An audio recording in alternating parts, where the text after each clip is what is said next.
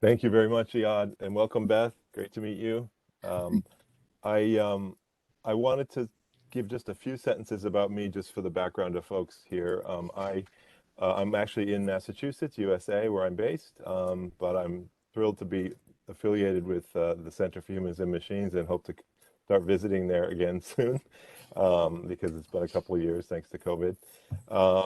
Iyad and I worked together at MIT, and did some really interesting projects there, and really kind of hit it off right away. And I think it's partly because I also come from a religious upbringing, and we never talked about that for a long time. But I think working on AI and both coming from those directions somehow was part of our bond.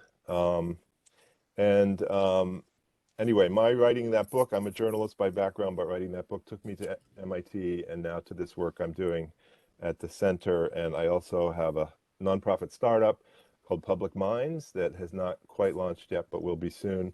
That's about using social media discourse as a new way of tracking public opinion in a sort of organized way. Um, so having said that, Beth, I would like to ask you if you could do a brief summary of sort of your work. I want to say one more thing about your work before you do that, which is Right. long before you wrote Blessed by the Algorithm, which was the paper that got us talking about doing the salon. Wonderful paper. I actually came across your work because I was searching Twitter after reading for the first time a great science fiction novel, Hmm. Do Androids Dream of Electric Sheep by Hmm. Philip Dick. Yeah. And I was searching Twitter to see if anyone had written about the religion that is in that book, which is Hmm. called Mercerism, Yep. but sadly does not figure in the famous movie treatment of that book, Blade Runner. And the Mm. very first result to come up was a tweet of yours from 2019. Right. Yeah, and I have it here somewhere, but anyway, it was a very brief tweet in which you referenced Mercerism, and I thought, well, someone's referencing it. I have to learn about this scholar, and then I started sort of becoming familiar with your work, which is wonderful. It's So a I will. slight concern when someone brings up a prior tweet of mine. I suddenly start panicking about what I've said, but I think that sounds fairly innocuous. That sounds okay. No, it made my day, really. So with that, I'll hand to you if you do a brief intro about your work and your background, and then we can talk. Thank you. Okay, thank you so much. And thank you for the invitation to be involved in this conversation today. I think it's going to be an interesting chat. I'm very privileged to feel like I'm the center of attention in this conversation. And I'm going to carry on with that theme by talking a bit about myself for the next 5 minutes. Basically, what I've done, what I'm doing now, and why I'm doing what I do. I think William's point about my tweets does summarize some of the elements of my interest and career so far, that I am very present on social media. I am also someone who studies social media. So being present was a part of that approach during all my periods of research as a postgrad and a postdoc. So that's at least, I think, the excuse I used to give at the beginning of my master's, where people were saying, why are you spending so much time on social media? But it has absolutely been a through line in my research and my research history. So to summarize a sort of potted history of who I am and where I came from, which as an anthropologist is a very key thing to do regularly, to self-reflect on the aspirations and inspirations for my place where I am now and the path that I've taken, to be able to understand what kind of situated knowledge I bring with me into the field and which is expressed in my writing. So this is another good moment to have a time of self-reflexivity for me. So I actually had a conversation similar to this on my background just 2 days ago, and I started by saying I'm an absolute geek and an unrepentant geek. So that, I think that's a good starting point as well. If anyone does follow me on Twitter, I will regularly be retweeting and commenting on things to do with science fiction in particular. And I had to narrow down for that conversation, and I'll use it again here, a moment in time which really inspired my interest in the sort of broader ethical and societal issues of AI and robotics. And I had to refer back to Star Trek Next Generation, because that was the seminal science fiction of my predominantly teen years, which does age me, but sitting down regularly each week, because this is pre-streaming, of course, where you had, back then in the golden days, you had to wait for the next episode, but waiting for the next episode of the Star Trek series. And one particular episode that sticks with me, and I use it as an example, The Measure of a Man, where Lieutenant Commander Data, his personhood, his beingness is questioned in a trial situation because someone in the Federation wants to be able to take him apart, find out how he works. He's an android, figure out his positronic brain, and basically replicate it to create more and more versions of him that can be used by the Federation, basically a slave race. And this court trial takes place, and I was absolutely just engaged with both sides of the argument, seeing both for their flaws and their strengths. That the performance of Riker's character when he actually goes to the effort of turning Data off during the court case to show that there is a button you can press. He only knows this because they're such good friends, so it's a bit of a betrayal. There's a button you can press, you can turn him off, and this is his argument. Pinocchio, his strings cut and he falls. It's a very dramatic moment. And for me, I think that inspired at the very beginning my love of stories about AI and robotics. But later, as I grew up a bit more, I started thinking a bit more about why we tell particular stories. Why do we return again and again to the personhood of AI and robotics? There's a physical reason, because when we dramatize AI and robotics on stage and screen, we have human actors. So we're sort of already pushed in that particular direction. But in our science fiction accounts, in our stories, in the textual cases, we return to this idea so often. In terms of career path, it's not been a straight line into actual academic work on that sort of subject. For a very long time, I really wanted to be a famous screenwriter. And unfortunately, Steven Spielberg never came a knocking. I never really hit the grand heights of that sort of industry. I muddled around at the very lowest levels of that, but decided that I wanted to take my love for writing, my love for research, and my interest in storytelling and go back into academia after having been an undergrad and then leaving and trying to work in London as a screenwriter, returned for postgraduate studies. And I also had always been someone very much engaged with digital communities online of various types, different fandoms in particular, but having sort of a background in theology and religious studies from my undergrad degree, I was looking also at spiritual communities online. So my postgraduate study took in particular spiritual interpretations of anorexia. That was my main thesis for my postgraduate study, looking at digital communities that reify and then deify anorexia, so theistic accounts of anorexia, not just as a personified entity, but then also something you might pray to. And I looked at creeds and prayers and so forth that were available online.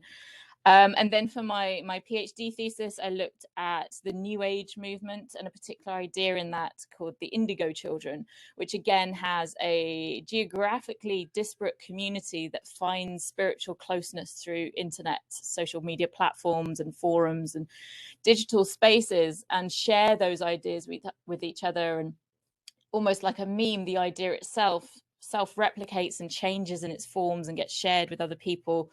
So I was interested in the formation of digital identity through that. And that involved both in-person and digital ethnography. And I continue to, that sort of dual approach has been successful until the last couple of years. As I was saying earlier, the pandemic has made it very difficult for anyone who does human subject research or ethnographic research to actually be in the places where these conversations are happening if it's not in the digital sphere.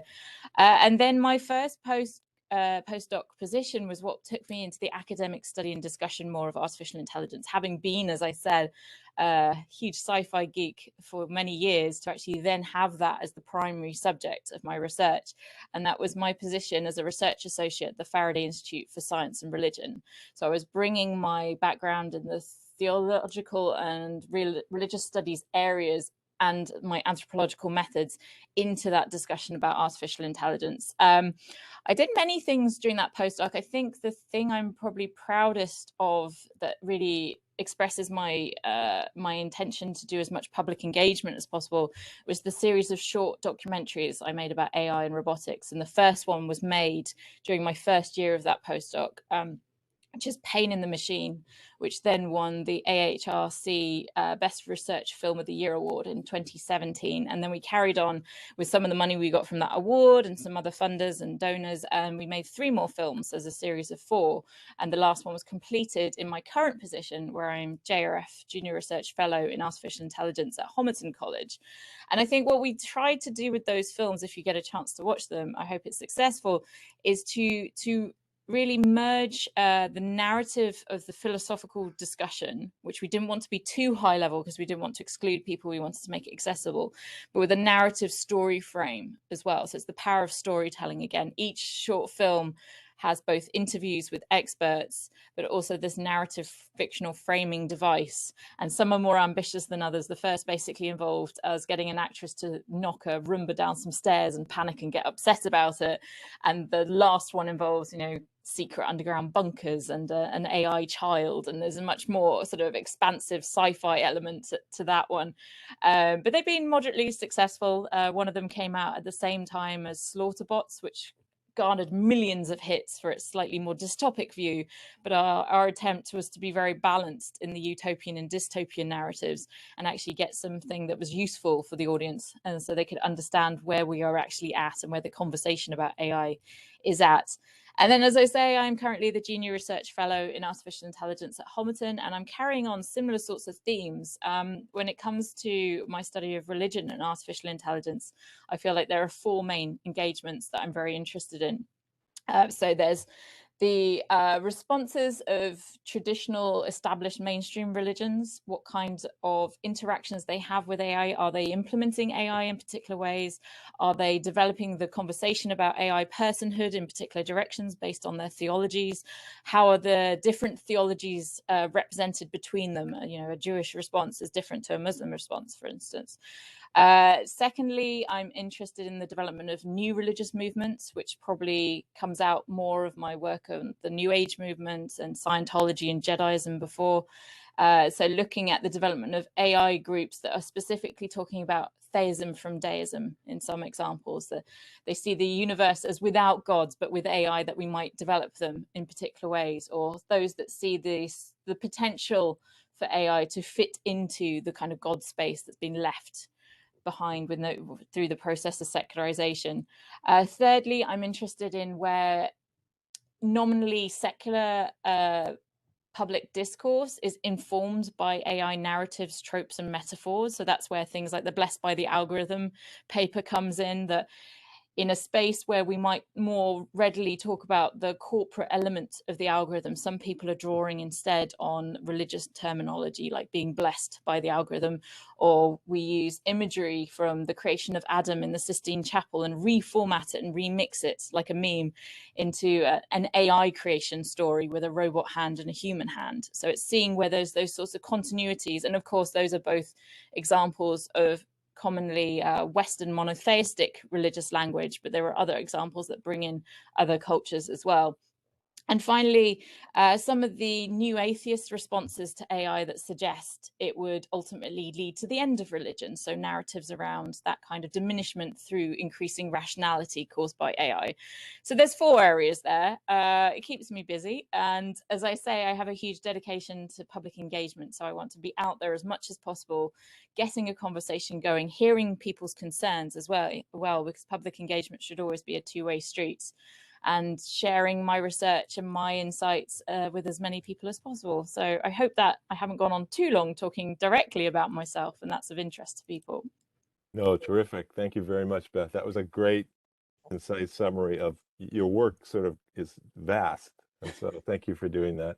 And I would recommend to folks on you getting out there and talking about your work publicly. There is among the many moments of your work and commentary that I enjoyed, there's a notable one by the BBC last fall, a video called Gods and Robots, Will AI Transform Religion, which has you, Beth, speaking, and also people in a bunch of different cultures talking about their view of AI entering the religious space. And that has really stayed with me since I first watched it, just the comments that people say. I mean, one woman says, let's see, I have it here. One woman says, when I made eye contact with the AI Buddha, Yeah. It felt like it had a soul. And then another woman in I think Poland says it's a bit like a Catholic Alexa, talking Hmm. again about another kind of AI religious Hmm. statue. So we seem to Yeah. be moving to a new space with Mm. AI. So on that note, I wanted to ask you, you have said at one point that sci-fi tends to get there beforehand in terms of Hmm. where we're going with technology. And I would obviously agree with you. We really do see these predictions and tropes and so forth from sci-fi sometimes coming true, but not Hmm. always coming true. No. But what fascinates me is one thing that fascinates me is that I think sci-fi also gets there more deeply than any other sort of domain in looking Mm. at technology and talking about it. And you have obviously you draw on sci-fi, and your specialty is the lived experience of humans in a time of AI. Hmm. And I wonder, why is it that it takes us so long, just in the popular conversation, and indeed in most of academia, to Mm. go to that place that is kind of more interior, that is human existence, in studying it and talking about it, and not just talking about the latest Boston Dynamics video of something that looks like an animal running across the Hmm. grass, but talking about us and these questions that you examined. I mean, we're decades now into the digital age, and Mm. it's kind of just, it seems like kind of dawning on people that conversations like this matter. Why is that? Oh, that's a really interesting question. So I think part of it um, is that there's simply a case of a lack of time for rumination for many people to actually say, beyond the immediate efficacy of the tool that I'm using, be it social media or otherwise, what is the implication of this for me as a person? Actually, most people's days are taken up with actually just effective use of technology to get onto the next thing that they need to do. So it's a case of, where do we enable space for those larger, deeper conversations that science fiction can get to, because it creates a potential space for those sorts of thought experiments. It's directly intended to do that. I think I will pick up on the word predictions a little when it comes to science fiction, because I like to make a distinction between prediction and prophecy.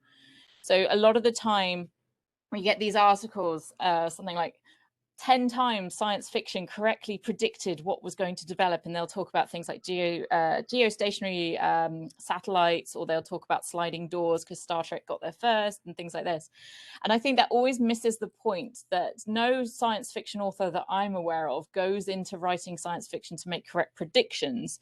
They make what I would call prophecies, in the sense that it's a reflection on where we are now and the concerns around ethics and society that arise out of that moment that we are in now.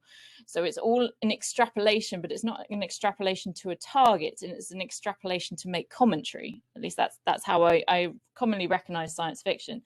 So I think if we're to encourage that conversation at a deeper level for the general public, we have to enable them to have the space and the time to do that. That means putting on as many events as possible where that conversation is held and people can self-select into it.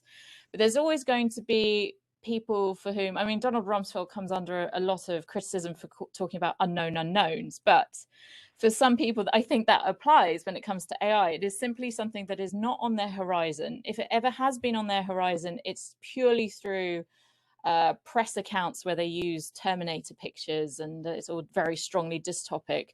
Or I often tell this story, so sorry if you've heard it before. You know, the misconception of what AI actually is. I have a friend who once told me that her car has AI in it because she can walk towards it with her car keys and it opens.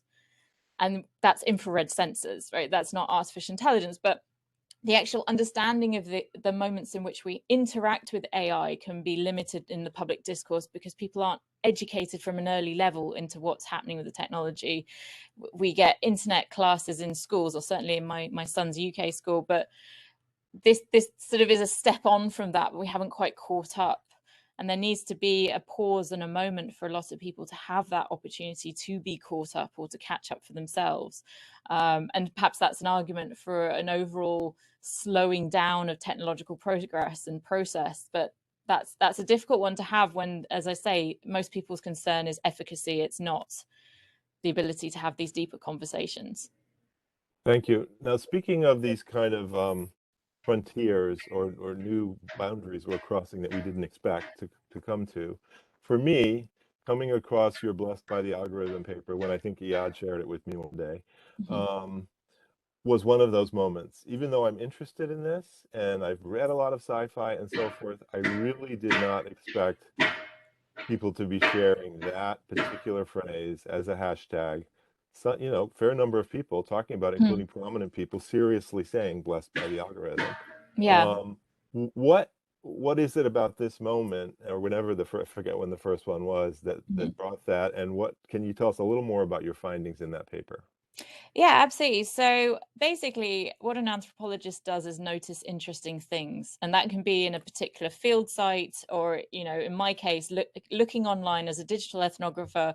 And again, I say this is a bit of an excuse for being permanently online and a Twitterholic, but I am scanning what the conversation is. That's not, as I say, panopticonic. I can't see everything all the time. That would be impossible because I'm not an AI, not yet. Oh, sorry. Is this really loud? Can you hear the banging while I'm talking? We can hear it, but we can hear you perfectly well. That's great. Yeah. Okay, I'll keep my microphone close because they've suddenly decided to do some work outside my office, which is brilliant timing. So yes, so I'm saying you can't see everything, but I tried to notice patterns and conversations, and this was one of the things I picked up, and I think it was 2019 because the paper came out in 2020, so sort of around beginning-ish of 2019, and it takes a while in academia for things to come out. And it was purely about noticing that pattern of people using that expression and then digging a little deeper into why they were using that expression. And for some instances, it's very obvious. People say, I've just been on YouTube and I've been shown a video and it's great. I've been blessed by the algorithm, or it's a piece of music on Spotify. Or the most retweeted and shared one came very much earlier than 2019. I think it's 2017, where someone talks about having taken a Lyft ride. So someone who's working in the gig economy as a Lyft driver says, today I've been blessed by the algorithm. I've had a good day. I've been given good jobs and I've made a lot of money. And so catching on that digital ethnographic moment and creating as a bounded space of research, I could then look at various reasons why people tweeted that, how they tweeted it, did they tweet it with anything else in context? So some people followed up with some sort of slightly tongue-in-cheek prayer to the algorithm as well, so expanding on the theistic conception of the algorithm behind the scenes, and then thinking about why that might arise. And as I said, I'm very interested in the continuity and the perpetuation of religious imagery, tropes, and narratives, even in spaces that purport to be quite secular, or even amongst secular people who overtly say they are. So thinking about the kind of continuities of our tendency to draw on familiarities. So even if you don't express a particular religious belief, you still will grow up in particular contexts. And I predominantly look at sort of white Western civilization, the areas and the influence of a history of hierarchical religions and how that informs particular ideas. So thinking about God as some entity above us, choosing things that we can see and do, that fits into that sort of model as well. There are examples where it's shown up in other locations, but predominantly it's a sort of very Western response, I think, and it draws strongly on a monotheistic interpretation. So seeing that, then collecting as many of them as I could. There aren't that many. I mean, as I said saying earlier, I'm more of a qualitative researcher than a quantitative researcher. So I could see someone who deals in massive data sets of hundreds of millions of tweets. Like, this is not of that scale at all. I think I had 179 tweet examples in the end. So it's small, but it's indicative, I think, of the response we have when we don't understand or we aren't shown how something like an algorithm works. So all these recommendation systems, they have value inputs. They're being told by their creators to do particular things to increase either eyes on in the case of something like YouTube, or ears on in Spotify, or to increase the efficiency of Lyft drivers so that they move around locations in a suitable way to make as much money as possible for the company. But when that's not transparent, when the algorithm itself is not transparent, it's very easy to slip into that transcendental mode of thinking. You can call it also magical thinking. Some cases we're about, trying to increase the chance the algorithm would bless you. So it's about a more transactional relationship with that unseen entity. But that's basically, as I said, a small example but indicative. And I think you're right that we're seeing moments like this where there's slippage between the secular and the non-secular language because of the uncertainty about what's happening at the moment with algorithms and what they can do. Great, thank you. On the other paper that you mentioned, which is about the AI, you called it the AI creation meme, which is about that Michelangelo image of the God and the human hands almost touching. Yeah.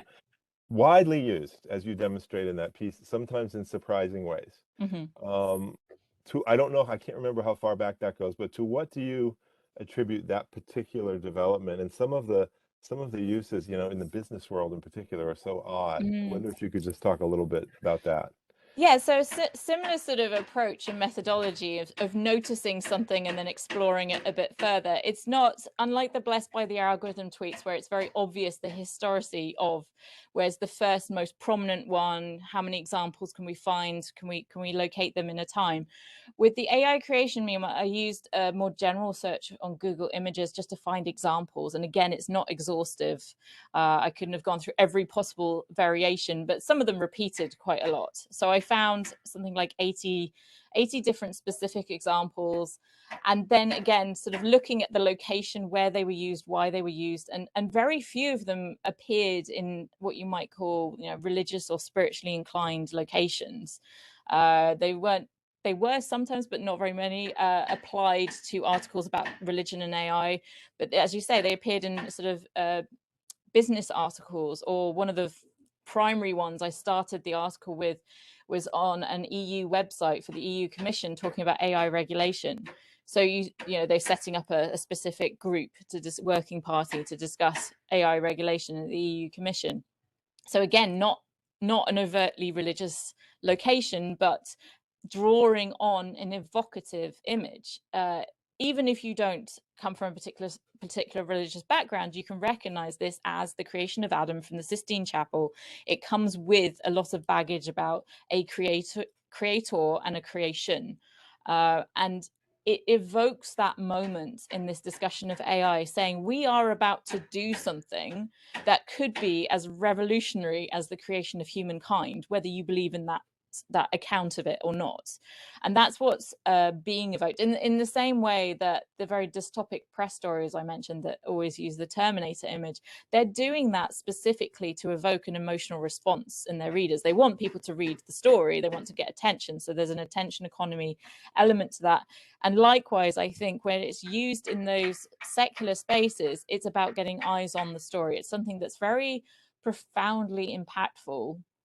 And you don't have to be a religious believer to believe that, but it tells a story to the reader that something important is happening, as revolutionary as the creation of humankind. So important.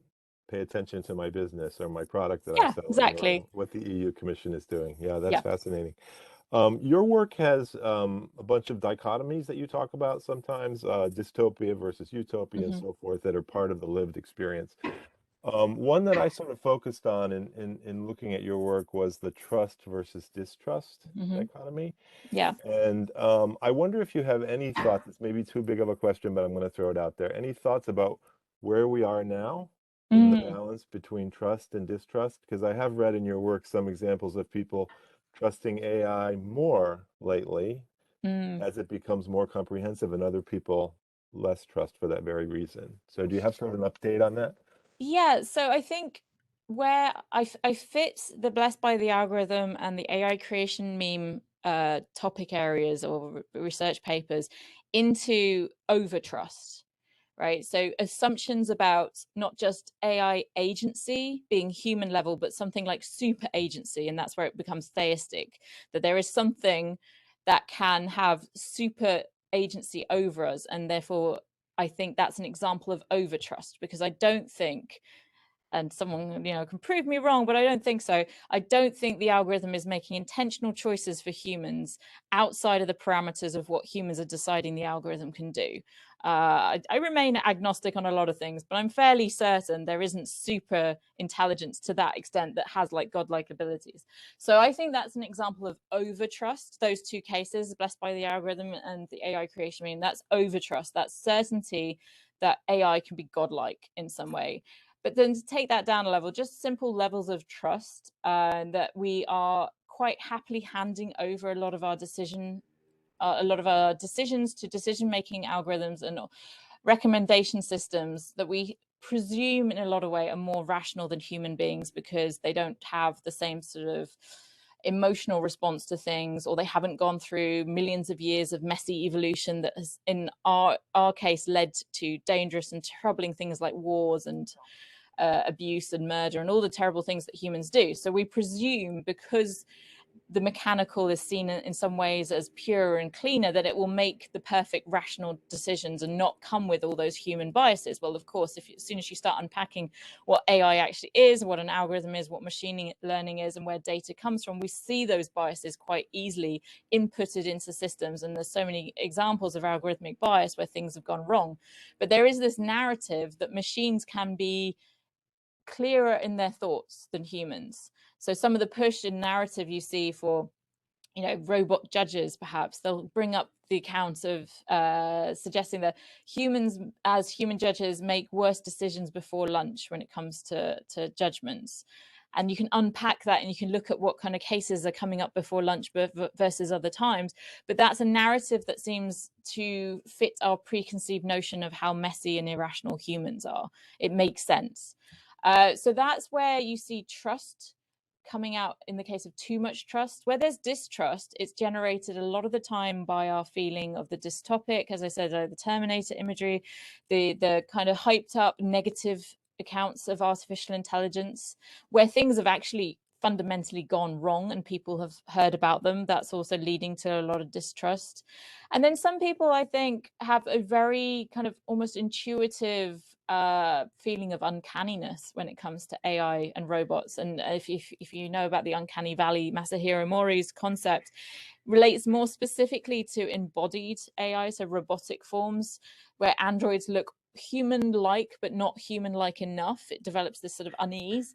But I extend that, and I draw on other anthropologists as well who talk about, so Mary Douglas, I always get this two mixed up. Mary Douglas talks about purity and danger and how we feel unease where things are in the places we don't expect them to be. She talks more specifically about dirt, but I think you can apply it to mind as well. So if we perceive, as humans, we perceive mind to be in a place that we did not expect it to be, or we are not comfortable with it being in, that leads to a feeling of distrust, of uncanniness and taboo as well. So some of these kind of gut reactions we're having and the lack of trust in AI does also come from our perception of mind being where we don't think it should be.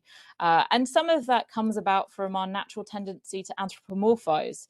So the mind isn't necessarily being insinuated by any particular group in some cases. We just decide that something appears to have agency, appears to have a mind, and that makes us very uncomfortable. And there is this hopefulness among many people, even sometimes weirdly about the distrustful people I have found. There's a hopefulness of seeing the mind Right. in the AI. I mean, the most extreme example I come back to in my own experiences, there was an interview on CNBC like 2 or 3 years ago with Sophia, this robot that was kind of trotted out as, uh, almost human. And Yeah. it was with a very respected New York Times reporter who was sitting there talking to her. And it was like a circus act. The whole purpose was to make you believe the mind is now there. Yeah. And so we've now crossed that threshold. I mean, this is too big a question perhaps, but what would drive, respected media outlets to take that step and participate in a show like Yeah. that? Well, Sophia is one of my bugbears. And Oh, okay. yeah, because I feel like, oh, this is really difficult because I'm sure there are some very honest people involved with her. But if you dig around into how her technology works and if you talk to other AI chatbot experts and the way she's presented, she has a social media presence, she's on Twitter, and even narratively, I'm referring to her as she, because she is presented as a she's Right. interviewed and she talks about wanting a family and the future of humanity and her hopes and her aspirations. And this is all the story we're being told. But where it differs from science fiction is that it's being presented as science fact. So I don't mind a story if I know I'm being told a story. But if I'm being told a story and it's being presented as this is a revolutionary moment and this is an entity that can converse with you and has the thing that we're calling mind, and that's a difficult term, but it has that, then I'm very uncomfortable about that. And I think for both the corporation that's involved in creating her and some of these press entities that are interacting with her, it is about commercial success. So Sophia at the moment is almost a one-off, but there have been attempts at creating more commercial models of her that are smaller. There's a little Sophia, like baby sister version that's only so big, and they had a Kickstarter to try and generate income to sell that, and nothing's really happened. But there is this drive to make a more commercial Android version. And likewise for press being involved in interviews with her, they know that that's going to get attention when they tell that story. They know people are going to click on the link and read the story and get eyes on. Again, it's attention economy. So I don't want to smear everyone involved with both those efforts, but it is concerning to me that that is a narrative that's being very successful. Sophia's honorary citizenship a few years ago caused a huge stir, did enable a lot of those conversations that I wish people were having about the ethics of that kind of move. But at the same time, it was disingenuous to present her as a person accepting a citizenship and being treated the same way as citizens in that country, not to mention the whole gendered aspect of citizen rights in Saudi Arabia, that a female robot was being respected in a way that some women in Saudi Arabia are not respected at all. So there's a whole gamut of ethical problems. And I talk about, sometimes I just did this on this weekend, just go on about how our emotions are being hacked by some of these efforts, that our tendency to anthropomorphize is being leveraged by companies who want particular things. And we have to be very cautious about that. Thank you. So we're at quarter of the hour, and I don't know, I want to ask Yvonne, can we move to questions?